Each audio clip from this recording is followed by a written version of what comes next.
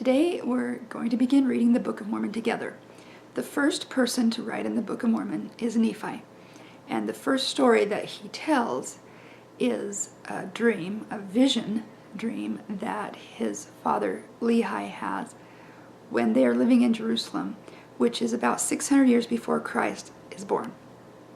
I'm going to read 1 Nephi chapter 1, verses 1 and verses 5 through 15. The first book of Nephi, chapter 1.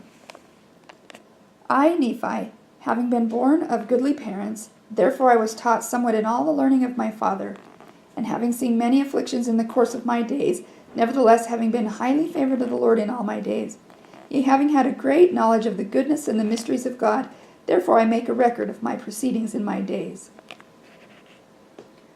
Wherefore it came to pass that my father Lehi, as he went forth, prayed unto the Lord, yea, even with all his heart, in behalf of his people. And it came to pass, as he prayed unto the Lord, there came a pillar of fire, and dwelt upon a rock before him. And he saw and heard much. And because of the things which he saw and heard, he did quake and tremble exceedingly. And it came to pass that he returned to his own house at Jerusalem, and he cast himself upon his bed, being overcome with the Spirit, and the things which he had seen. And being thus overcome with the Spirit, he was carried away in the vision, even that he saw the heavens open, and he thought he saw God sitting upon his throne, surrounded with numberless concourses of angels, in the attitude of singing and praising their God.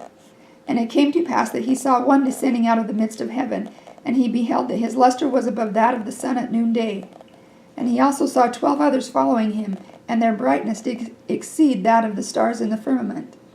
And they came down and went forth upon the face of the earth. And the first came and stood before my father, and gave unto him a book, and bade him that he should read. And it came to pass that as he read, he was filled with the Spirit of the Lord. And he read, saying, Woe, woe unto Jerusalem, for I have seen thine abominations.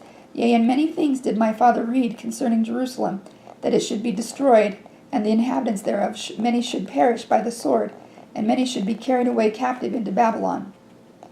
And it came to pass that when my father had read and had seen many great and marvelous things, he did exclaim many things unto the Lord, such as, Great and marvelous are thy works, O Lord God Almighty. Thy throne is high in the heavens, and thy power and goodness and mercy are over all the inhabitants of the earth.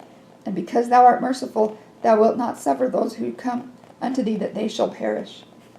And after this manner was the language of my father in the praising of his God, for his soul did rejoice, and his whole heart was filled because of the things which he had seen, yea, which the Lord had shown unto him.